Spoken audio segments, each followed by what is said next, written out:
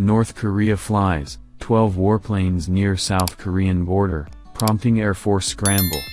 Kim Jong Un ordered a pair of ballistic missile launches earlier Thursday.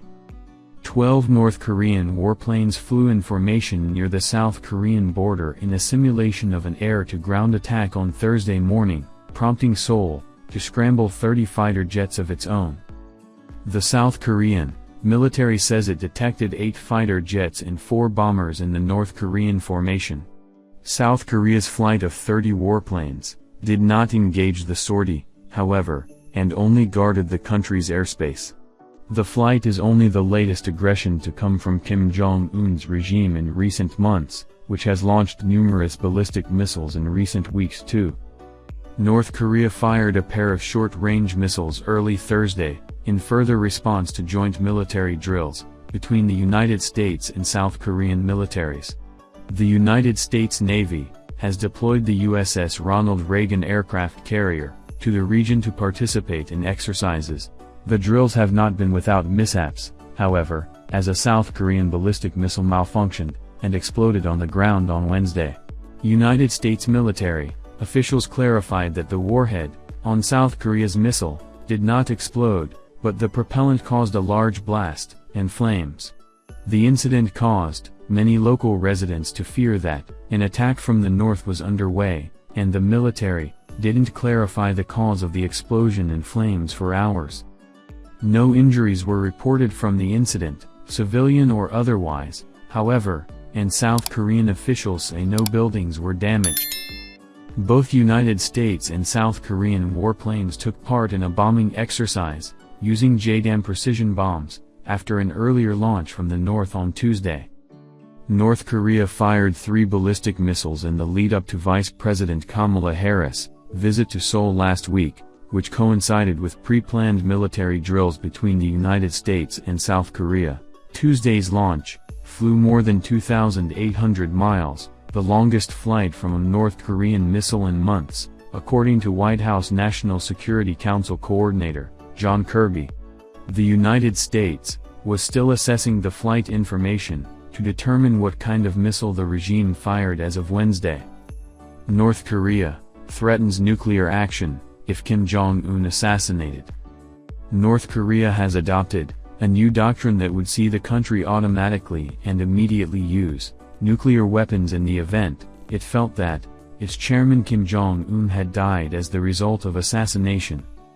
The Democratic People's Republic of Korea, DPRK, adopted its new policy on nuclear forces on Thursday, October 6, 2022. The new nuclear posture addressed a number of situations, but the most concerning one, for international officials, focused on what would happen in the event that command and control over the nuclear force were in danger because of an attack. In case the command and control system over the state nuclear forces is placed in danger owing to an attack by hostile forces, a nuclear strike shall be launched automatically and immediately to destroy the hostile forces, including the starting point of provocation and the command according to the operation plan that decided in advance, the policy said, according KCNA Watch.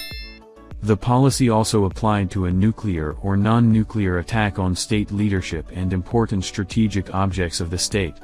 A spokesman for United Nations Secretary-General Antonio Guterres said that United Nations chief remained deeply concerned about the new policy, which is contrary to decades of efforts to reduce nuclear proliferation.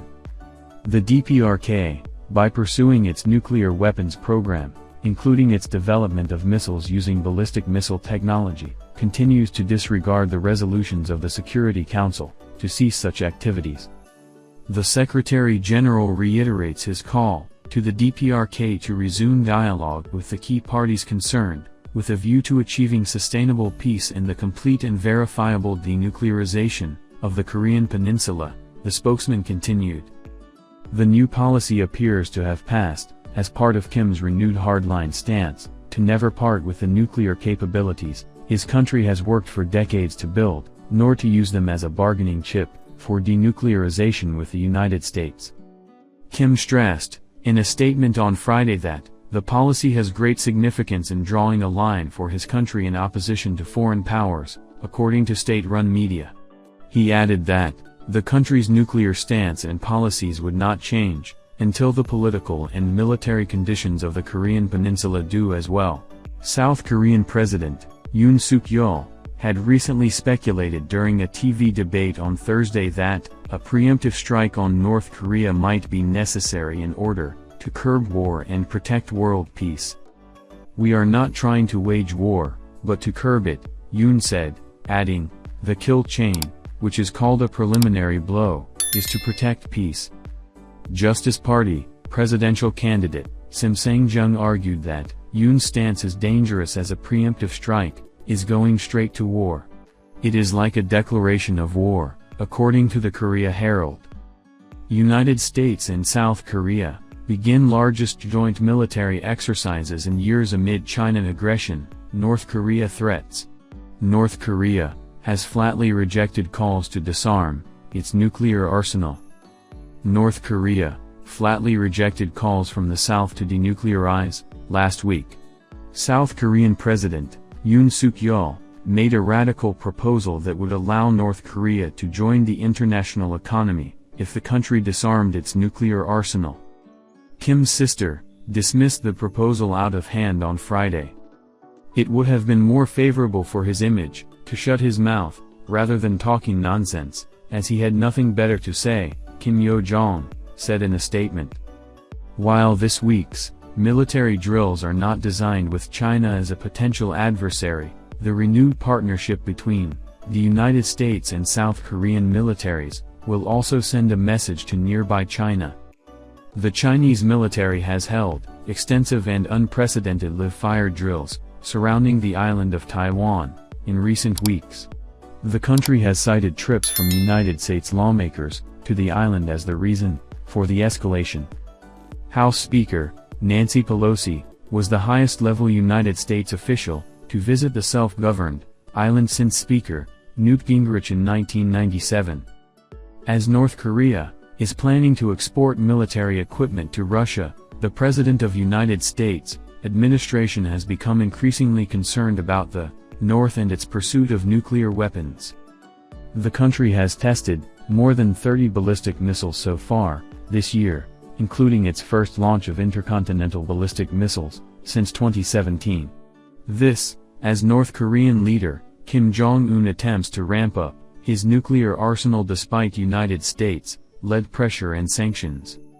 If this is your first time on my YouTube channel, kindly like, share, and subscribe to my channel, and click the bell icon to get new video updates. Thanks and remain blessed.